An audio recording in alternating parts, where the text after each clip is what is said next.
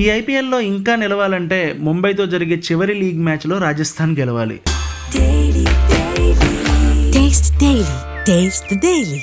రాజస్థాన్ గెలవాలంటే బుడ్డోడు వైభవ్ తన ఫామ్ను కంటిన్యూ చేయాలి.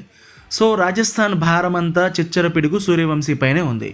ఐపీఎల్ 2026 లీగ్ ఆఖరి లెగ్లోకి వచ్చేసిన ప్లే ఆఫ్ ఆడే 4వ టీం ఏంటన్నది ఇంకా కన్ఫర్మ్ కాలేదు. ఆదివారం జరిగే 2 లీగ్ మ్యాచ్లు ప్లే ఆఫ్లోని చివరి బెర్త్ను కన్ఫర్మ్ చేస్తాయి. అందులో మొదటి match Rajasthan versus Mumbai Indians. ఇప్పటికే అస్సాం టికెట్ తీసుకుని బయటికి వెళ్ళిపోయిన ముంబైకి ఈ మ్యాచ్తో వచ్చేది పోయేదేం లేదు. కాకపోతే సొంత గ్రౌండ్లో పరువు నిలుపుకోవడానికి, మరీ పాయింట్స్ టేబుల్లో అట్టడుగున లేకుండా ఉండడానికి కాస్త తాపత్రయపడుతోంది అంతే. కానీ రాజస్థాన్కి అలా కాదు. ఈ మ్యాచ్ వాళ్ళకి డూ ఆర్ డై. ఈ మ్యాచ్లో గెలిస్తేనే వాళ్ళు ప్లే ఆఫ్కి వెళ్తారు. ఇలాంటి పరిస్థితుల్లో రాజస్థాన్ తన ఆశలన్నింటినీ 15 ఏళ్ల కుర్రోడిపైన పెట్టుకుంది. ఎందుకంటే ఈ సీజన్లో రాజస్థాన్ ఈ మాత్రం నిలబడగలిగిందంటే అది వైభవ్ సూర్యవంశీ వల్లనే.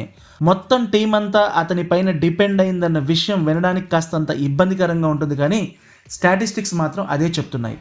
ఆర్ఆర్ గెలిచిన మ్యాచ్ల్లో 4వ వంతు పరుగులు వైభవ్ చేసినవే. అతను ఈ సీజన్లో ఇప్పటి వరకు 579 పరుగులు చేశాడు. అందులో ఆర్ఆర్ గెలిచినటువంటి 7 మ్యాచ్ల్లో 344 పరుగులు చేశాడు. అంటే సగటున ఒక్కొక్క మ్యాచ్కు 50 పరుగులు చేశాడు. అంతేకాదు ఆర్ఆర్ చేసినటువంటి మొత్తం పరుగుల్లో గెలిచిన వాటిల్లో 26% వైభవే ఉన్నాయి. సో దీన్ని బట్టే వైభవ్ ఇంపాక్ట్ ఎంత ఉందో అర్థం చేసుకోవచ్చు. ఇక గెలిచిన మ్యాచ్ల్లో మాత్రమే కాదు, ఓడిపోయిన మ్యాచ్ల్లో కూడా అతని కంట్రిబ్యూషన్ చాలా ఎక్కువే.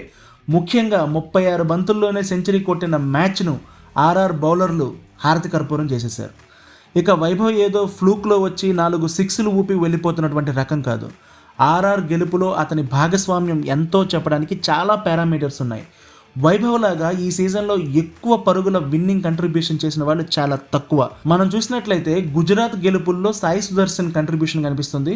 అలాగే చెన్నై గెలిచిన మ్యాచ్లు తక్కువే, కానీ అందులో కూడా సంజు శాంసన్ కంట్రిబ్యూషన్ కనిపిస్తుంది. ఇక ఆర్సీబీ గెలుపుల్లో విరాట్ కోహ్లీ మాత్రమే కనిపిస్తారు. కానీ వీళ్ళకన్నా సూర్యవంశీ చాలా స్పెషల్. ఎందుకంటే మ్యాచ్ గెలుపు కోసం అవసరమైనటువంటి క్విక్ స్టార్ట్ వైభవ్ అందించేస్తాడు. మిగిలిన వాళ్ళ స్ట్రైక్ రేట్కి వైభవ్ స్ట్రైక్ రేట్కి చాలా తేడా ఉంది.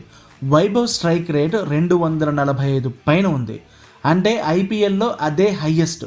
ఫస్ట్ బ్యాటింగ్ అప్పుడే కాదు, చేజింగ్ అప్పుడు కూడా అతను టీంకు బ్యాక్ బోన్లా నిలుస్తున్నాడు. ముఖ్యంగా అతను పవర్ ప్లే పూర్తయ్యే సమయానికి 70 పరుగులను బోర్డు పైన పెడతాడు. అంటే తర్వాత వచ్చే వాళ్ళ మీద ఉన్నటువంటి టెన్షన్ అంతా తగ్గిపోతుంది.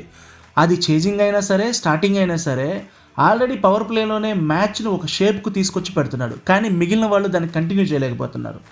ఎందుకంటే చాలా తొందరగా పెద్ద స్కోర్లు చేసి మిగిలిన వాళ్ళపై భారం తగ్గిస్తున్నాడు.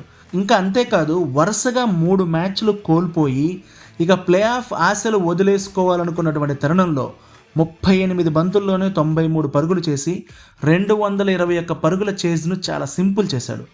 సో ఇప్పుడు టీంకు అవసరమైనటువంటి చివరి లీగ్ మ్యాచ్లో వైభవ్ ఏం చేస్తాడా అని అందరూ ఎదురు చూస్తున్నారు. ఎందుకంటే ప్రస్తుతం ఆర్ఆర్లో అతను తప్ప ఇంకెవ్వరూ మ్యాచ్ను కాపాడే పరిస్థితుల్లో లేరు. జైస్వాల్ వైభవ్తో కలిసి మొదట్లో కొన్ని మంచి ఇన్నింగ్స్లు ఆడినా తర్వాత దాన్ని కంటిన్యూ చేయలేకపోయాడు.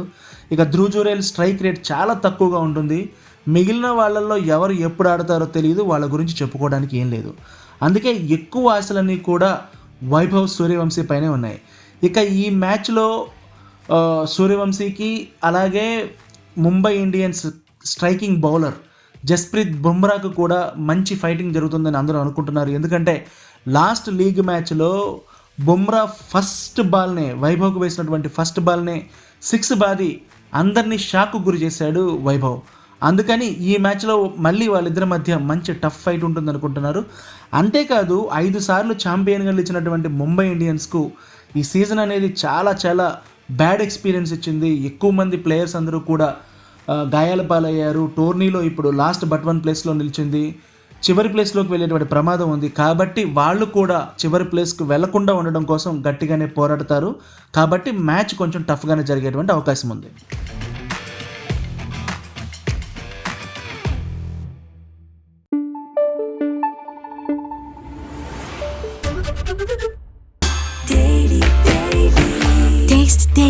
Taste the Daily.